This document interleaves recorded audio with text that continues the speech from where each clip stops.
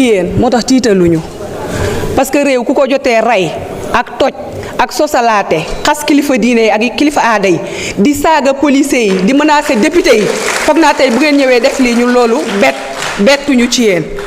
monsieur le ministre ma doon ñëw que ne projet de loi bi lu tax duma ko voté mooy que fonds politique yooyu nekk présidence ak primature te premier ministre Ousmane Sonko waxoon ne riba la dafa xaram te ñi gis ne bi mu jotee réew mi ba léegi waxul lu ci jëm muy moom muy président de la république. rationaliser baax na trop parce que fekkoon nañu ci ñu koy def parce que nag ku nekk xam na ne président de la république Macky Sall téléphone rek yaxanaloon na ci 21 milliards. président de la république Macky Sall arrêté woon na di jëndal ministres yi oto di jëndal directeurs yi oto ba député yi amuñu oto kon foog naa ni kooku moo am yërmande ci réewam.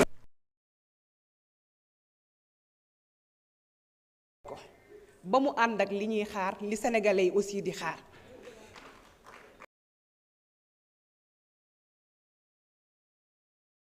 monsieur le ministre projet de loi boobu ñu ngi koy xaar xam naa ne du ngeen ko gaaw a voté du ngeen ko gaaw a indi parce que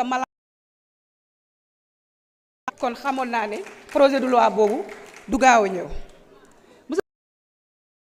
sécurité yoo xamante ni tey moom la sénégalais yi doon xaar ci yéen insécurité bi kuy nelaw ku dugg sa kër doo nelaw rey bi mel ni tulleeg màlle waxu leen lu ci jëm sénégalais yëpp a jaaxle kuy lekk doo yeggali sa lekk ma jàpp ne loolu aussi sénégalais yi ñu ngi leen ciy xaar mais dund bu seer bi aussi bi nga xam ne da ngeen ko diggoon sénégalais yi parce que digg ngeen fi lu nekk nag dund bu seer boobu président de la république Macky Sall bi mu prêté serment le 2 le 20 la wàññi dund bi waaye li mu wàññi ci dund bi wax dëgg yàlla xam ngeen ne loolu neexuta wàññiwaat mais wax leen sénégalais yi li am manipuler ngeen ba jot réew mi continuer leen di wax sénégalais li ma naan booy naxee ba am ñu la gëm ci naxaate boobu vraiment boo demee ba jot ci nguur gi nga delloo leen njukkal wax leen li am kon loolu monsieur le ministre bàyyi leen ci xel. monsieur le ministre marchand ambulant yi aussi sonn nañ torop te foog naa ne loolu lu jàmp la lu ngeen war a wax la lu ngeen ay borom kër lañ ku ci nekk di daan sa doole sa njaboot yaakaar la ku ci nekk am lu nekk sa ginnaaw ngeen leen di maltraité di leen naxaral di leen torture foog naa loolu aussi député yi bëgg nañ ngeen joxe ci lu leer.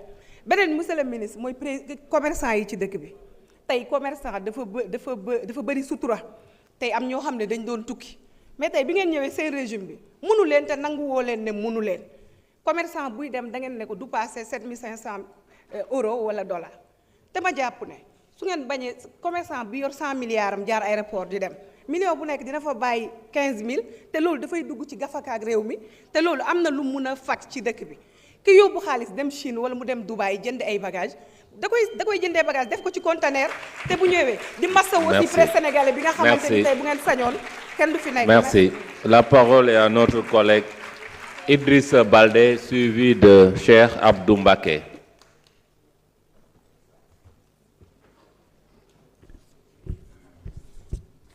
Merci, Monsieur le Président. Monsieur le Président, nous sommes satisfaits de vous et nous sommes très fiers de vous.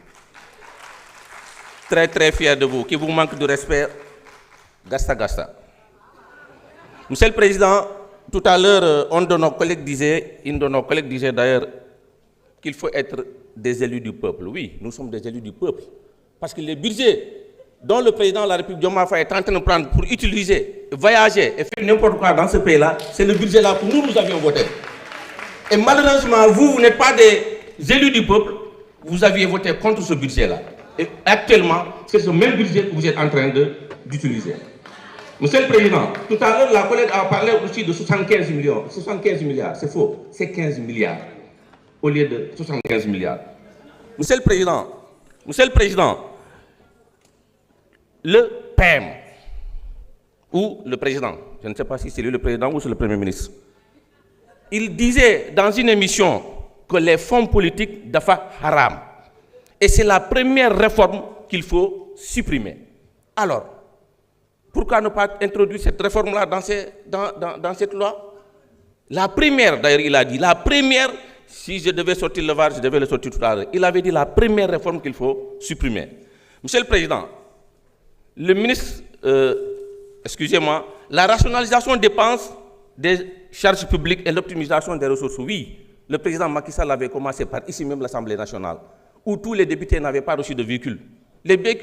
Aucun député, si ce n'est le bureau, n'a reçu de véhicule. Ça, c'est le président Macky Sall qui avait commencé la rationalisation des pouvoirs de l'État. Tournez-vous vers les dépenses dites haram, où font vos fonds secrets, les nouvelles créations comme les moyens généraux. Le haut représentant du père, mais représentant de qui? Représentant de qui? Voilà où se trouve le nœud du problème. Pas dans les machines à café. Quelle est l'incidence grave d'une machine à café sur la consommation électrique? Précisément dans la facture de l'État. Le PEM, Ousmane Sonko, comme d'habitude, se focalise sur l'accessoire à la place de l'essentiel. Le budget du président de la République est de 80 milliards sur un budget du Sénégal de 7,3,6 milliards. Quel est le ratio des 15 milliards sur ce budget de l'État? 0,000. Arrêtez de manipuler les gens. Monsieur le Président, le ministre Moussa Balla Fofana, dans une émission, ministre de l'Urbanisme des collectivités territoriales, a indiqué que le HCCT sera remplacé par 8 pôles territoriaux dotés d'instances collégiales de décision. Donc, ce n'est plus des raisons de rationalisation des dépenses publiques. Si j'ai bien compris, ces pôles territoires vont fonctionner comme des élus, comme des conseillers territoriaux locaux. Alors, il faudra qu'on m'explique alors où vont-ils trouver les modes de fonctionnement et le coût de chaque conseil territorial. Le Haut Conseil et le Conseil économique et social réunis font 270 membres. Si un seul conseil territorial est composé au minimum de 50 membres, les 8 pôles font 400 membres. Donc plus de membres que les deux institutions réunies. Quel est le mode de désignation de ces membres? Quel est le montant des indemnités pour chaque conseil? Arrêtez de leurrer les gens, arrêtez de manipuler les gens, c'est fini. Les populations ont compris. Les ressources allouées, par exemple, au budget de la sécurité publique, c'est 115 milliards. Ministère de l'Éducation, 909 milliards. Ministère de la Santé, 263 milliards. L'agriculture, 207 milliards. Les ressources déjà allouées à ces secteurs, par rapport au pourcentage du budget de l'État, sont substantielles. Le fait de leur allouer 15 milliards supplémentaires n'impactera pas sur le fonctionnement constaté, dans une grande importance. Donc, ce n'est que du tapalé. Ce n'est que du tapalé. Le Conseil, on sait tous que le Conseil économique, social et environnemental, c'est le seul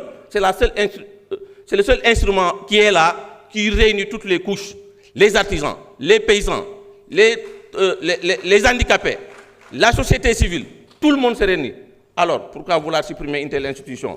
Vouloir dire que c'est pour rationaliser les dépenses publiques, c'est faux. C'est un moyen de campagne, ça ne passera pas et les populations ont compris. Je vous remercie. Merci, chers collègues. La parole est à notre collègue Cheikh Abdou Mbacké, suivi de Nicolas Ndiaye.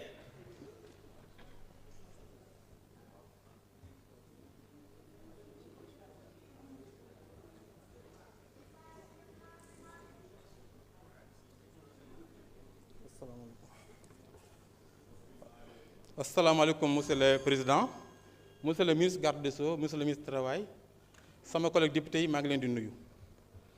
Tey dafa nekk journée boo xamante ni bu am solo la ci réew mi muy suur boo xam ni le président de la République Bassirou Diomaye Diakhar Faye dafa yónnee ci Assemblée nationale une projet de loi boo xam ni dafay dindi ñaari institutions yi nga xamante ni dañuy yàq xaalisu réew mi ndax jàpp naa ni ñun ñii nga xamante ni ñoo nekk ci coalition wàllu intercoalition wàllu Yewwi c'est une demande sociale woon bi ñuy campagne wax ni bu ñu amee réew mi dañu ko dindi 2017 ba fii may wax ak yow maa ngi assemblée nationale musuma wote li nga xam ne mooy budget bi jëm ci ñaari institutions yooyu ñun dañuy cohérence li ñuy def monsieur le président man damay ñaawlu yenn taxawaay yi parce que suñu collègue député Farba Ngom mii indi na fii ay nit sol ko ba mu fees ñuy wax ñuy tàcc mu jóg leen tàccu leen nga bëgg leen a génn ñu lànk